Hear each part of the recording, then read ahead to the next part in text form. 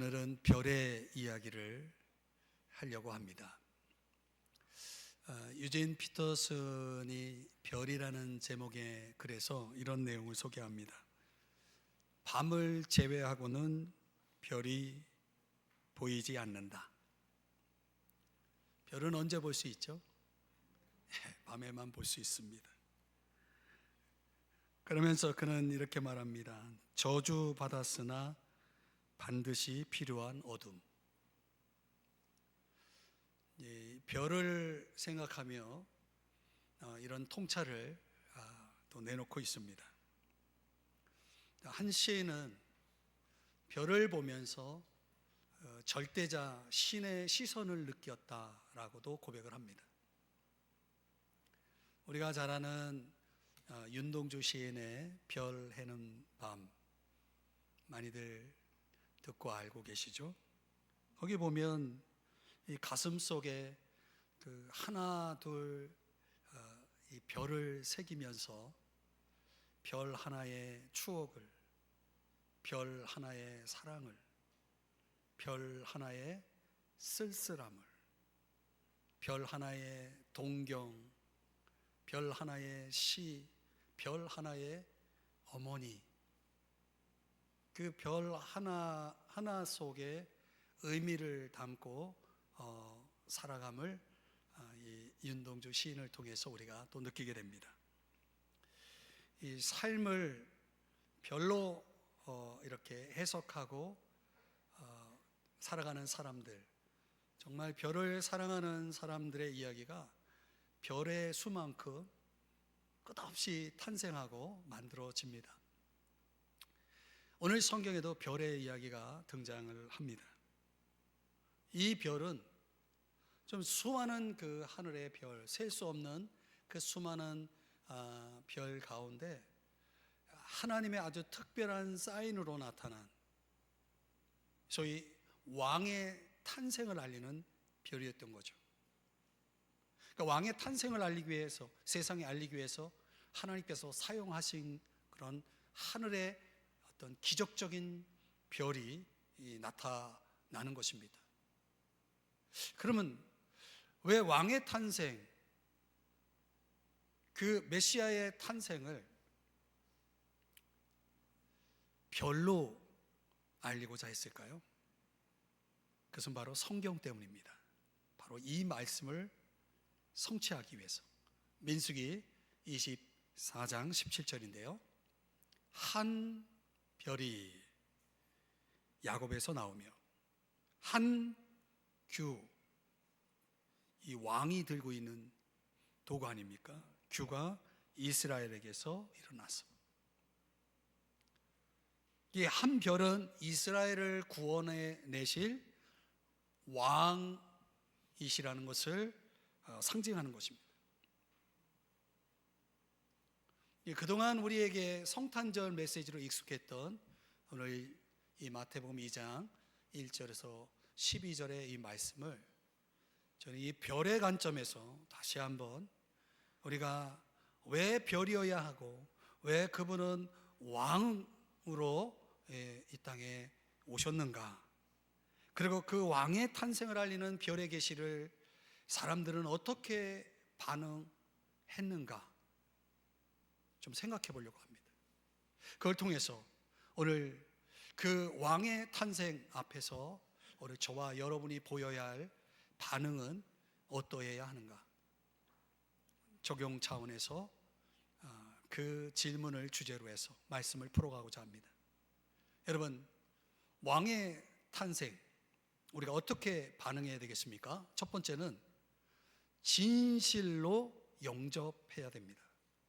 진실로 영접해야 됩니다.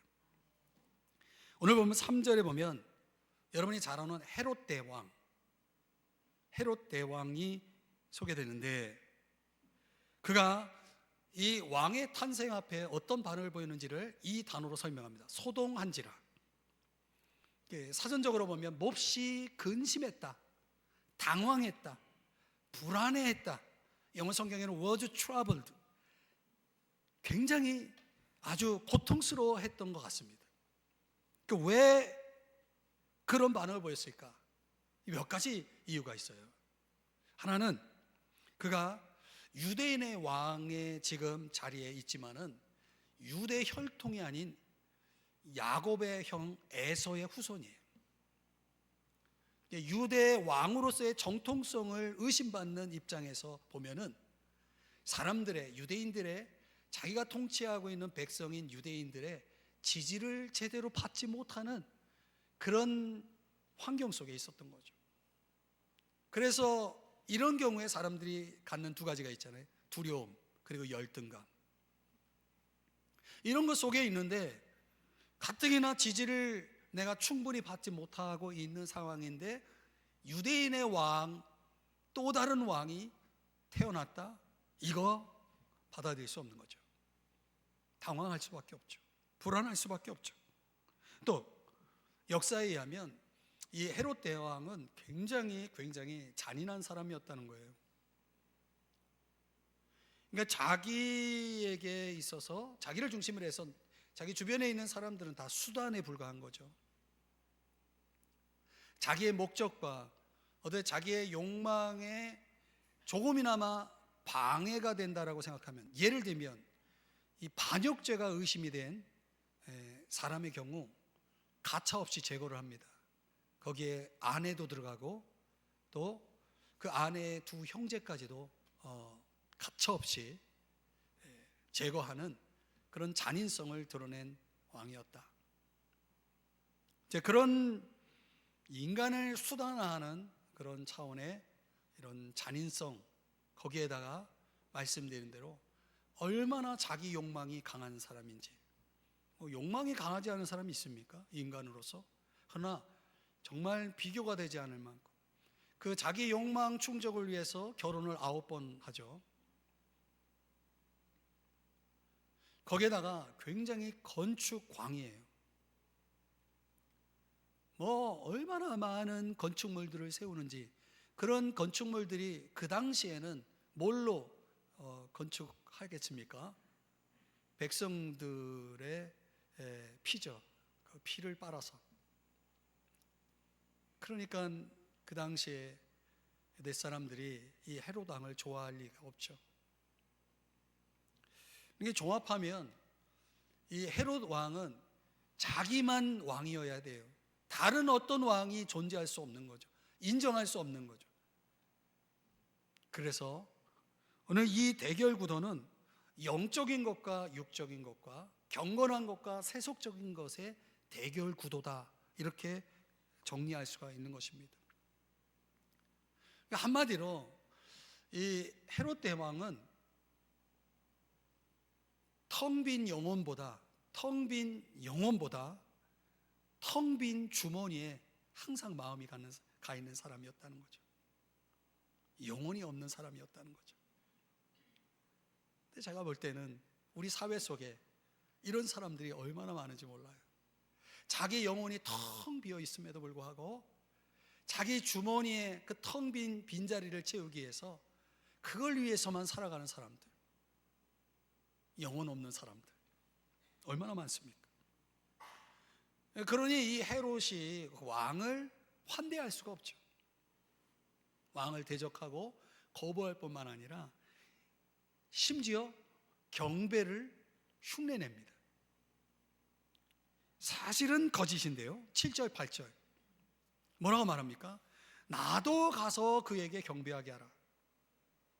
단 1도 경배할 마음이 없는 사람이에요. 그런데 말로는 나도 가서 경배하겠다라고 말해요. 그 동방의 박사들에게 요청하기를 가서 가만히 자세히 묻고. 자, 이런 단어들이 왜 등장하냐면 이 헤롯 대왕이 굉장히 치밀한 사람이에요. 아주 계획적인 사람이에요. 인간적으로 머리가 좋다라고 말할 수 있겠죠. 모략가예요. 그 어떤 기질답게 철저하게 찾아봐서 찾게 되면 나에게 알려달라. 나도 가서 경배할 것이니. 사실은 경배가 아니라 죽이려고 하는 거죠. 말씀드린 대로 이 헤롯은 누군가를 수단으로 삼는 그런 인생을 서슴지 않았다.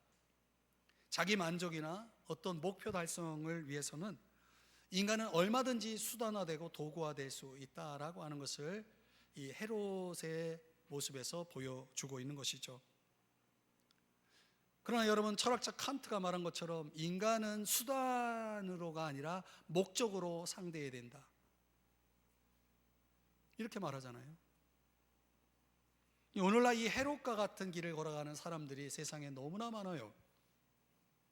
그러니까 자신 안에 있는 열등감, 두려움, 이런 것들을 또 여러 가지 잘못된 동기와 속임을 통해서 자기의 목적을 이루고자 하는 사람들, 그 누구도 어떤 새로운 왕도 원치 않는 사람들, 오직 자기만이 왕이라고 삼고 살아가는 사람들,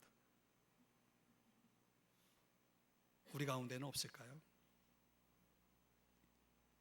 이 우주의 왕 예수, 지상의 왕 헤롯과 이 대결 구도 속에서 분명히 이 세상의 왕 헤롯은 우주의 왕, 하늘의 왕, 모든 것의 왕이신 예수를 원치 않았다는 거예요.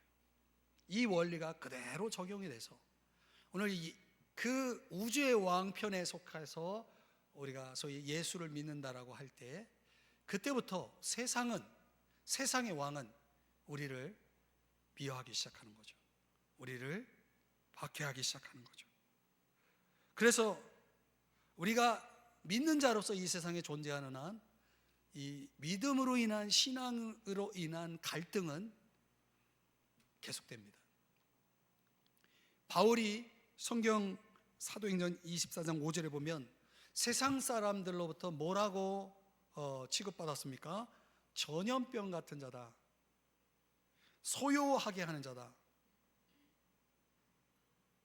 천하에 없어야 할 사람이다, 이런 평가를, 인식을 받았다는 거죠. 예수님도 그런 말씀을 했어요. 마태복음 10장 22절에 보면 내 이름으로 말미암아 모든 사람들이, 세상 사람들 얘기하죠, 모든 사람들이 모든 사람에게 미움을 받을 것이다.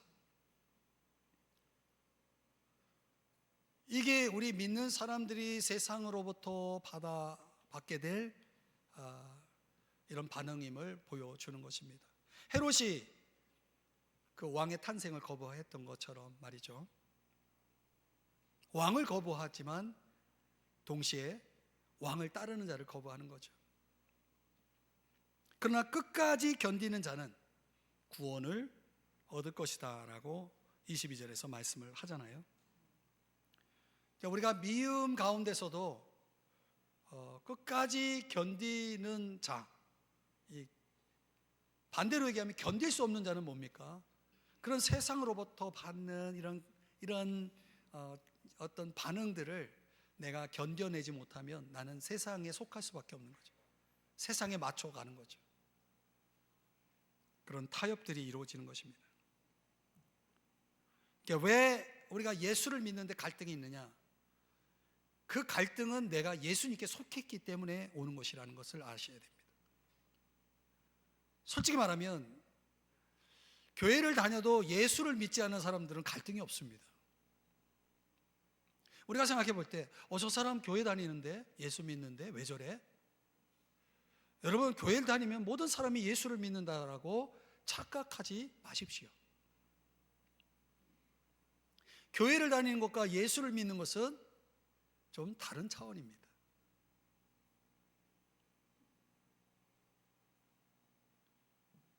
우리가 예수님에게 속할수록 우리는 이 세상에서 갈등하면서 살아갈 수밖에 없습니다. 그러나 우리가 알아야 될 것은 베드로전서 3장에서 말씀하는 것처럼 주님의 눈은 어디를 향합니까? 그 갈등 속에서도 견뎌내고 있는 그리스도인들, 믿는 사람들을 향하고 있다는 거죠. 그리고 주님의 귀는 그들의 그 탄식과 부르짖음과 간구에 기울이신다라고 말하고 있는 거죠. 그렇기 때문에 14절에서 말씀하는 것처럼 의를 위하여 고난을 받으면, 내가 예수님의 이름으로 예수를 믿기 때문에, 예수를 따르기 때문에 받는 어떤 어려움이 있다면 그거는 어떻게 해석해야 된다? 복 있는 자니, 복으로 해석해야 된다는 거예요. 세상적인 복이 아니라 영적인 복이죠. 신령한 복이죠. 하늘의 복이죠. 사랑하는 여러분, 우리가 왕의 탄생, 이 한별로 계시된 왕의 탄생 앞에 어떻게 반응해야 되느냐. 이 욕망으로 가득 차 있던 헤롯은 그 왕을 거부했습니다. 그렇다면 내가 자기 욕망 속에서 인생을 살아가는 사람들, 자기 성공만을 위해서 인생길을 걸어가는 사람들에게는 그 왕이 거북할 수밖에 없는 거죠. 그 욕망을 지워버리고 내버리고 진실하게 이 왕을 영접하시기를 주의 이름 축복합니다. 그래야 복이 있는 자입니다. 그리고 내가 그 왕을 따르기 때문에, 예수를 따르기 때문에 오는 어려움들이 있다면 사람에게 좌지우지 되지 말고 주님께 맡기세요. 왜냐하면 그분의 귀가 우리의 소리에, 간구에 기울이시기 때문이다. 오늘 말씀하면 선으로 악을 이기시면 되는 겁니다. 자, 두 번째, 왕의 탄생에 우리의 반응은 삶으로 실천하는 것입니다. 자, 오늘 4절 이하 6절의 말씀에 보면 이 헤롯 왕이 당시 유대 제사장들과 성경을 연구하는 서기관들, 율법사들을 불러다 놓고 그리스도가 어디서 나겠느냐 이렇게 묻습니다.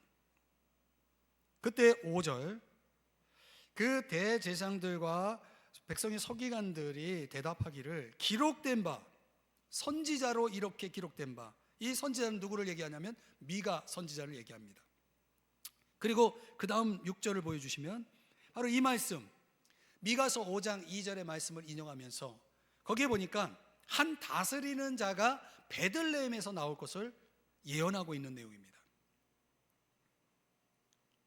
그러니까 이 제사장들, 서기관들은 구약 성경을 너무나 잘 알고 있는, 성경을 너무나 잘 알고 있는 그 많은 성경 구절 안에 그리스도가 어디서 나올지를 정확하게 찾아낼 수 있는 사람, 성경을 얼마나 많이 읽었겠어요?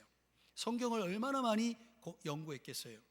그러니까 미가서 5장 2절을 딱 가지고 와서 그걸 인용하면서 메시아가 오실 것에 대해서, 또 메시아가 베들레헴이라는 한 지명에서 탄생할 것까지 뭐 하고 있는 거예요? 가르쳐주고 있어요. 알려주고 있다는 거죠. 그런데 문제는요, 이들이, 이 제사장들과 서기관들이 미가서 5장 2절의 말씀을 순종하지는 않았다는 거예요. 순종하지는 않았다는 거예요. 순종하지는 않았다는 거예요. 이 이방인들, 동방으로부터 온 박사들, 이방인들은 이 한별을 찾아가잖아요. 그러나 특별한 계시, 특별 계시인 성경을 알고 있던 대제사장들과 서기관들은 이 예수님을 찾아가지 않습니다.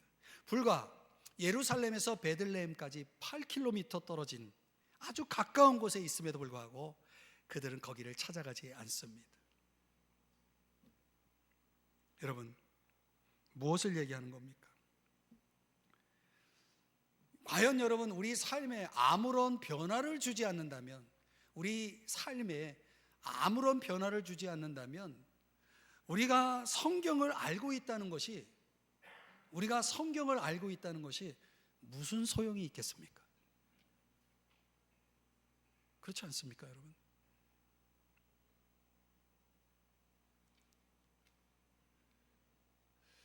변화 없는데 내가 성경을 아는 것 자체가 오히려 이상한 거 아닙니까? 왜냐하면 디모데후서 3장 16절 17절 말씀해 보면 성경은 유익한 것이다라고, 모든 성경은 유익한 것이다라고 이렇게 정의합니다.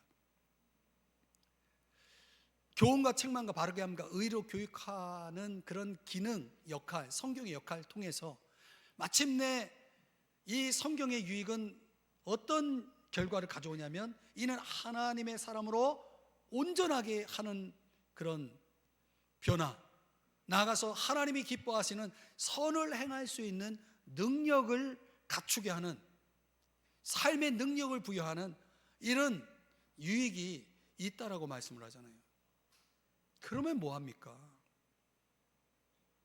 그 성경의 지식이 내 삶에 아무런 영향을 미치지 못하는 거죠. 이 정보라는 건, 지식이라는 것은 삶을 바꾸지 못한다는 걸 여러분이 아셔야 되는 거예요. 내가 안다? 그게 전부가 아니라는 걸 말씀드리는 거예요.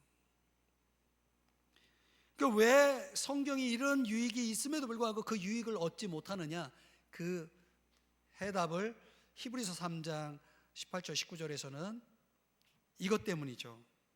아무리 하나님이 좋은 걸 주시려고 해도, 아무리 성경을 주시고 안식을 주셔도 결국은 순종하지 아니하고 믿지 아니하는 자에게는 아무런 도움이 되지 않는다는 거죠. 그래서 히브리서 4장 2절에서는 이렇게 분명하게 말하죠. 유익하지 못한 것은 믿음을 결부시키지 않기 때문이다. 순종을 연결하지 않기 때문이다. 그래서 오늘날 우리가 이 성경대로만 살아갔다면 오늘 우리 모두의 인생은, 이 땅에 존재하는, 이 지구상에 존재하는 그리스도인들의 인생들은 완전히 달라졌을 거예요. 세상은 벌써 뒤집어지고도 남았을 거예요.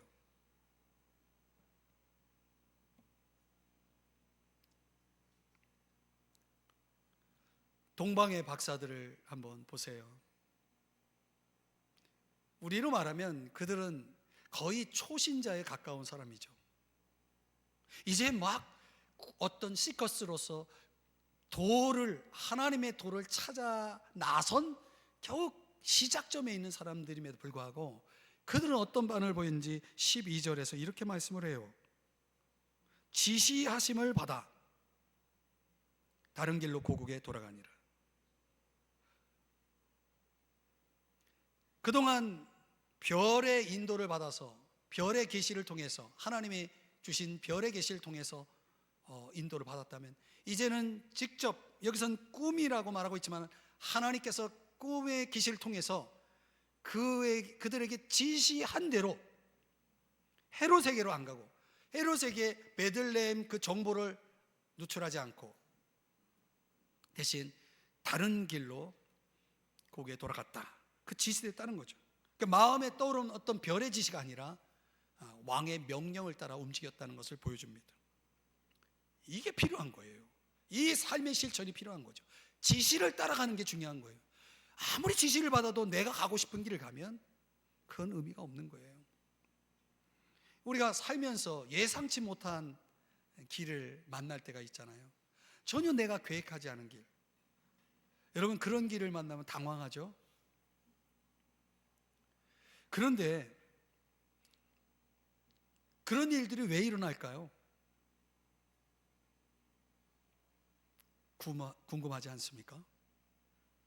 왜 내 삶에는 예상하지 못한 일들이 일어나고 내 삶에 계획이 없던 것들이 자꾸 생겨날까요?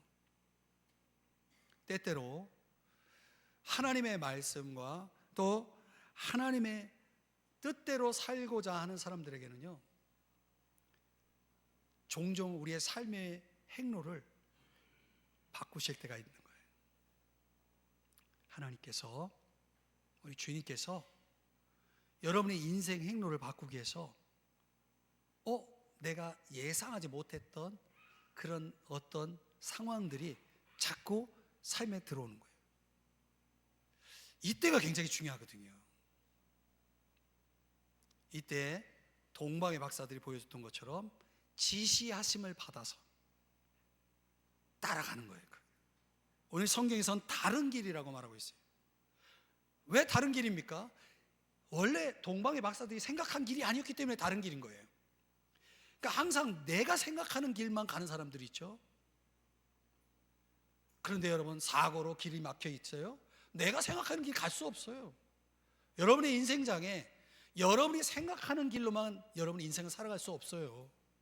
그 다른 길을 선택할 수 있는 사람, 마음을 열고 다른 길을 생각할 수 있는 사람,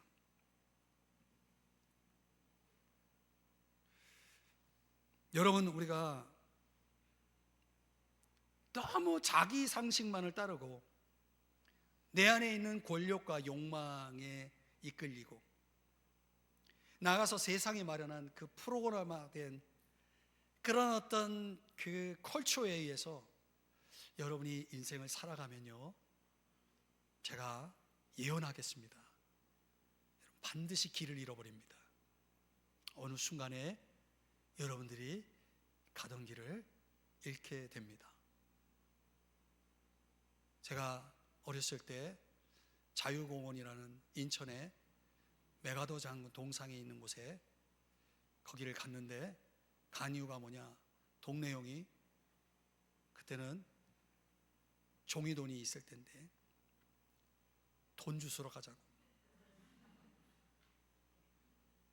그래서 제가 가자마자 돈을 주어서 하드를 사 먹고, 그리고 땅만 쳐다보고 가다 길을 잃었다는 거 아닙니까? 옛날에는 동사무소에서 인상착의 뭐 해가지고 파출소에 쫙 연락하면 동사무소에서 연락해가지고 저희 부모님이 저를 찾아왔으니 다행이지, 그렇지 않았으면 저는 고아원으로 보내지고 제 인생은 완전히 또 다른 길이 됐겠죠. 여러분, 길을 잃어버릴 수 있습니다. 공허와 혼돈, 그런 것에 함몰되고 말 것입니다. 여러분은 누구의 지시를 따라 가고 있나요? 근데 오늘날 많은 신앙인들이 성경 지식을 가지고 있다고 합니다. 그러나 진짜 가지고 있는지는 모르겠어요. 그렇게들 말들 합니다. 교회를 어느 정도 다닌 사람들은 성경 이야기하면 좀 아는 게 있잖아요. 그래도 그 알고 있지만 그걸 진정으로 이해하고 진정으로 믿고 진정으로 그렇게 살려고 하는 열망은 없습니다. 그냥 듣는 게 그게 전부입니다. 이게 문제거든요, 여러분. 이게 문제거든요. 근처에 교회가 얼마나 많습니까? 물론 점집보다 적지만 너무 많은 교회들이 있고, 여러분 저 교보문고와 같은 대형 이 그런 몰에 가면은 이 기독교 관련한 책들을 무수하게 많이 쏟아져 나옵니다. 저도 지난주 한 주간에 한 6, 7권을 책을 샀는데 볼 책이 너무 많아요. 책도 많아요. 거기에다가 요즘은 미디어, 그게 대단하죠. 그 작은 도구가 말이죠, 내가 얻고자 하는 모든 지식을 다 내가 얻을 수 있는 세상을 우리가 살고 있잖아요. 그런데 말이죠, 여러분, 어째서 사람들은 믿지 않는 걸까요? 그렇게 많은 걸 알고 있는데, 그렇게 많은 걸 듣고 있는데 왜 사람들은 그렇게 믿음이 없을까요? 그럴 수 있다는 거죠. 무엇을 얘기하는 겁니까? 여러분의 책에, 여러분의 집에 성경책이 몇 권 있느냐가 여러분의 믿음을 좌우하지 않습니다. 성경책이 100권이 있어도 그 사람 믿음이 없을 수 있는 거죠.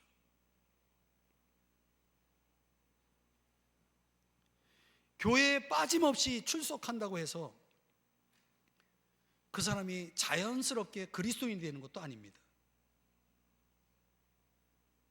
평생을 교회를 다녀도 그리스도인이 안 될 수도 있습니다. 죄송한 얘기지만요.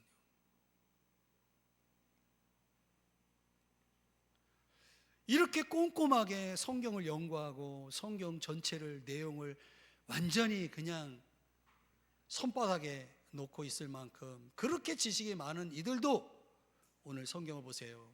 예수님을 놓치잖아요. 예수님을 만날 기회를 놓쳤잖아요. 뭘 얘기하는 겁니까? 그래서 성경은 뭐라고 강조하는 거예요? 야고보서 1장 22절에서 말씀을 행하는 자가 되어야 된다라는 걸 강조하는 거예요. 여러분이 오늘 이 시간 말씀을 듣는 것이 중요하지만 여기서 멈추면 꽝이에요. 아무 의미가 없어요. 그리스도인이 된다는 것은 마음으로만 되는 게 아니에요. 삶을 드릴 때 그리스도인이 되는 거예요. 간단한 기도 정도로 내가 그리스도인 되고 변화된다라고 생각하면 착각이고, 그런 생각이 있다면 빨리 버리세요.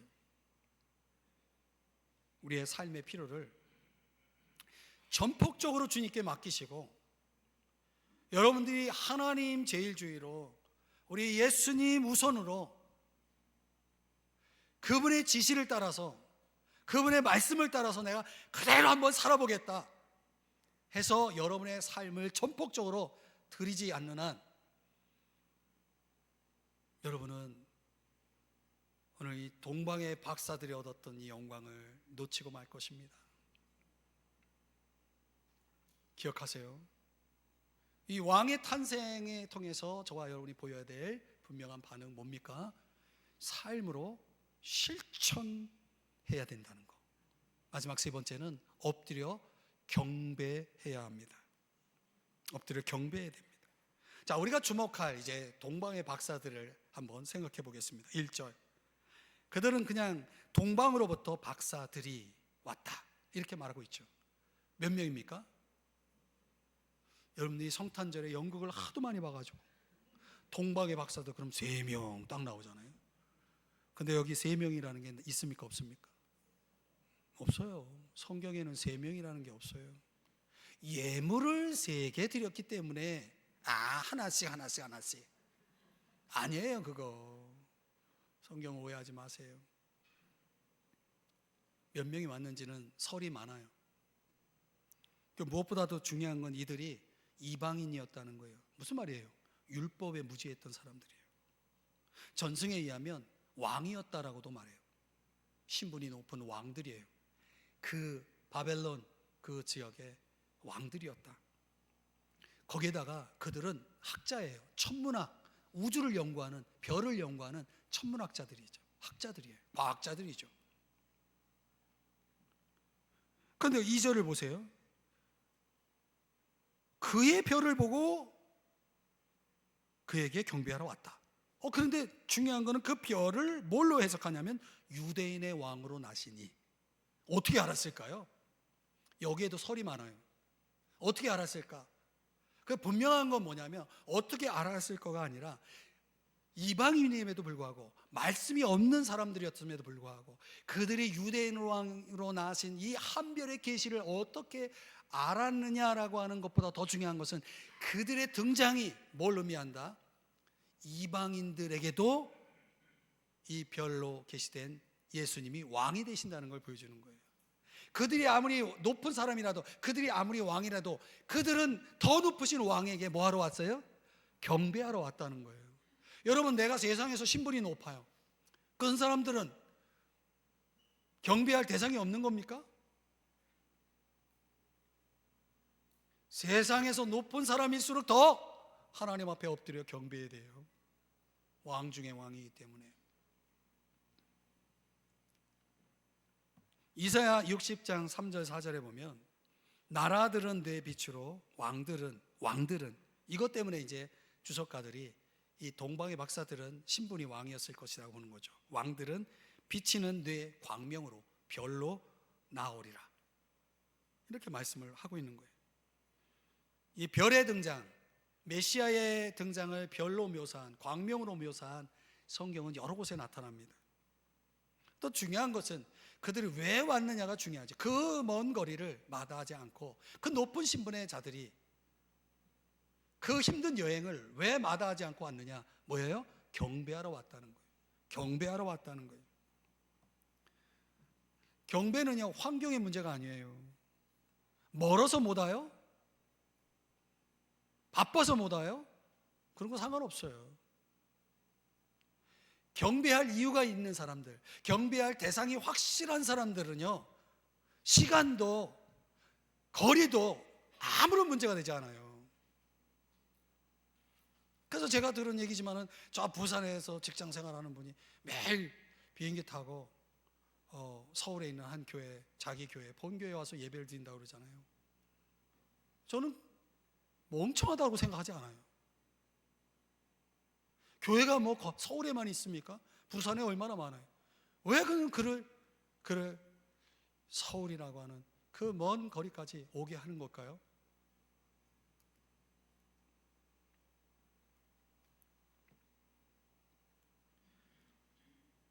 우리가 잘 생각을 해봐야 되는 거예요.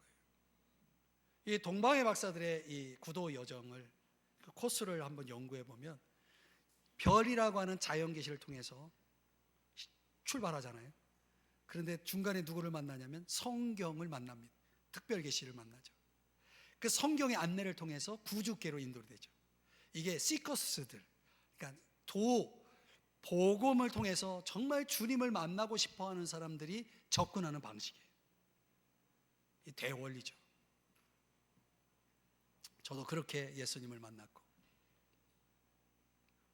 그래서 시편 19편 1절 2절과 7절 8절에서는 하나님은 어디서 발견할 수 있냐면 자연을 통해서, 모든 자연 속에는 하나님의 영광이 들어가 있거든요. 그래서 성경이 없는 곳에는 예수를 못 믿습니까? 아닙니다, 여러분. 성경이 없다고 예수를 못 믿습니까? 아닙니다. 자연 계시라는 것이 있어요. 그래서 지금 성경이 들어가지 않은 지금의 미전도 족속이라고 하는 지역들 있죠. 성경이 들어가지 않는 곳, 그곳에도 집단 개종들이 일어나고 그럽니다. 하나님이 직접 그들에게 하나님을 알리시고 계시하셔서 예수를 믿게 합니다. 얼마든지 가능해요. 7절 8절에서는 하나님의 말씀을 통해서 사람들이 어떤 변화를 경험하는지를 보여줍니다. 눈이 밝아지는 거죠. 깨닫는 거죠. 지혜로워지는 거죠. 우둔한 자가 깨달아지는 거죠. 여러분, 박사라고 과학자라고 다 똑똑합니까? 하나님에 대해서 무지하면 바보예요. 그들도 지혜롭게 합니다. 하나님은 이렇게 우리가 이해할 수 있는 방법으로 우리에게 말씀하시는 분이에요. 그 구도자들이 하나님을 만나고자 하고 정말 예수님을 믿고자 하는 사람들에게 가장 확실한 방법으로 알려주시는 코스는 성경입니다. 성경을 진지하게 배워보세요. 성경을 진지하게 여러분이 깨달아 보세요. 안 믿을 수가 없어요. 우리가 생각해 볼 때 이 동방의 박사들이 과학자들이라고 그랬잖아요. 오늘날 사람들이 뭐라고 말해? 성경은 너무 비과학적이야. 여러분, 과학자가 지금 동방의 박사들, 과학자들이 예수님을 경배하고 믿는데 진리를 탐구하는데 전혀 방해가 되지 않았다는 거 보세요. 성경이 비과학적입니까? 기독교가 비과학적입니까? 비상식적입니까? 안 그렇습니다. 여러분, 지구상에서 가장 예수를 잘 믿는 사람들이 어디 있는지 아세요? 나사 연구소에 있어요.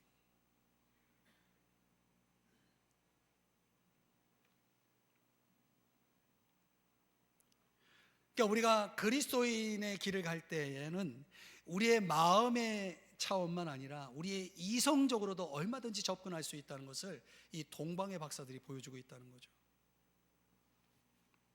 우리 교회가 이제 성경적인 목회를 하는 이유도 저는 그 이성적인 접근이 가능하다는 차원에서 성경을 가르치는 일에 몰두를 하는 거죠.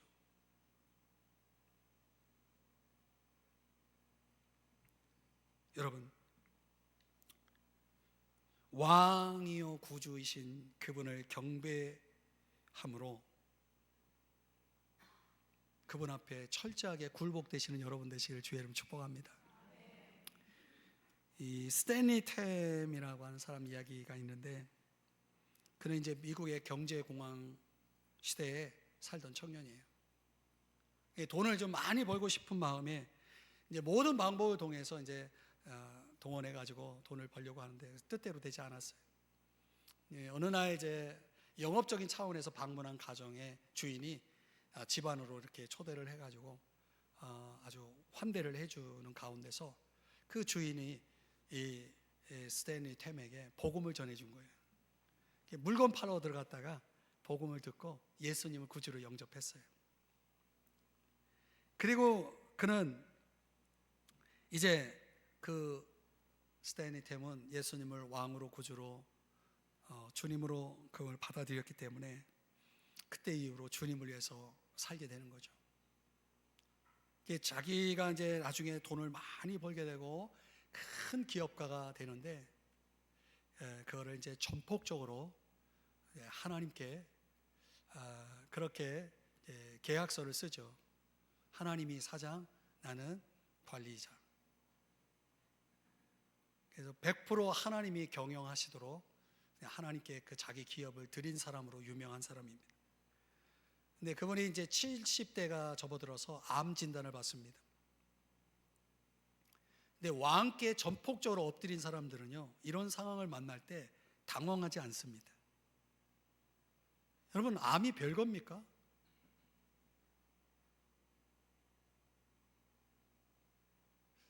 이렇게 말할 수 있는 거는 제 아내가 지금 암으로 고생을 하고 있기 때문에 제가 이렇게 담대하게 말할 수 있습니다. 따지고 보면 별거 아니에요.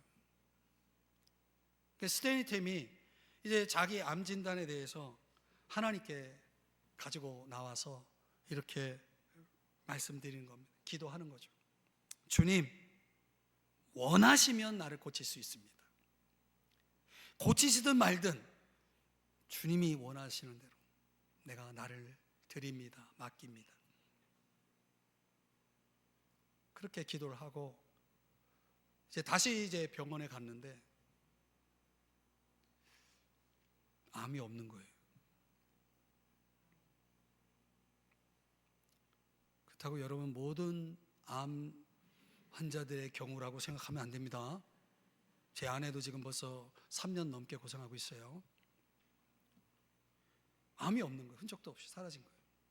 그 70대인데 이분이 80이 넘어서도 세계 전역을 다니면서 복음을 전하는 일을 감당하고, 기업가로서 이제 하나님께, 당신의 회사를 하나님께 드린 사람이기 때문에 그 기업의 기업을 통해서 하나님이 주신 물질들을 선교하는 일에 전폭적으로 사용하고 아주 많은 일들을 한 사람으로 알려져 있습니다. 이 사람이야말로 삶이 예배고 일이 경배죠. 전적으로 하나님 앞에 드려지고 맡겨진 존재는 삶의 어떤 일을 만나도 흔들림 없이 하나님이 원하시는 길을 갈 수가 있게 되어지는 거죠. 결론을 맺으면서 이 나태주 시인의 별빛이라는 시 가운데 이런 내용이 있더라고요. 나는 당신의 별빛을 끝내 놓치지 않으려 그렵니다. 언젠가 당신이 내 앞으로 돌아오는 날 가슴속 밝은 별빛을 꺼내어 당신께 보여드리고 환하게 웃는 당신의 얼굴 보고 싶은 까닭입니다. 당신한테 칭찬받는 사람이 되고 싶은 까닭입니다. 저는 이 별을 주님이라 생각합니다. 별을 놓치지 않으렸던 한 시인, 오늘 우리가 놓치지 말아야 될 그 별, 왕이신 주님이시죠. 그분을 놓치지 않고 그분께 칭찬받고 싶은 까닭에, 그분이 얼굴에 환하게 웃는 모습을 보고 싶어하는 까닭에 오늘 저와 여러분들이 이 땅에 살아가면서 그 왕을 어떻게 대해야 할지를 결정하시라는 거예요. 어떻게 해요? 진실로 영접하시라는 거죠. 진실로 환영하라는 거죠. 마음 깊이 욕망이 자리 잡고 있는 것이 아니라 그분이 자리 잡고 있는 삶을 살자는 거죠. 삶의 실천으로 나아가기 앞서 그분 앞에 합당하게 엎드려야 되는 거죠. 왕으로 그분을 대해야 되는 겁니다. 여러분은 지금 왕을 만나기 위해서 오는 곳입니다. 이 시간이, 이 경배의 시간은 왕을 만나는 시간입니다. 그러면 여러분들이 최고의 예절을 갖춰야 되고 예를 갖춰야 되는 것입니다. 그래서 때로는 우리가 예물도 하나님 앞에 드리는 이유가 바로 거기에 있는 것입니다. 여러분, 그런 합당한 경배 속에서 그 경배가 진정성이 있다는 것을 보여주는 것, 그 경배가 빈 껍데기가 아니라고 하는, 단지 나의 욕망을 채우기 위한 수단의 경배가 아니라는 그 경배의 진정성을 보여주는 게 뭡니까? 삶으로 그분의 지시를 가지고 나아가고 따르는 것이죠. 실천하는 것이죠. 그러면 우리 주님이 여러분의 인생 가운데 오늘 마태복음 2장 10절에 말씀하는 것처럼 크게 기뻐하고 기뻐하더라. 여러분의 영혼에 이 기쁨이 채워질 것입니다. 이 기쁨은 내 삶의 만족인 주님이 나를 사랑하신다는 것, 더 나아가서 내 미래가 안전할 것이라고 하는 이런 확실한 믿음 속에서 오는 기쁨 말입니다. 이 기쁨이 내 영혼에 채워지고 여러분은 하늘에서도 매우 큰 기쁨을 얻게 될 것입니다. 오늘 이 자리에 계신 여러분, 이 별의 이야기 속에서 여러분 어떻게 반응할지 다시 한번 여러분의 마음의 결단이 그리고 순종이 있기를 주의 이름으로 축복합니다. 기도하겠습니다. 하나님 아버지,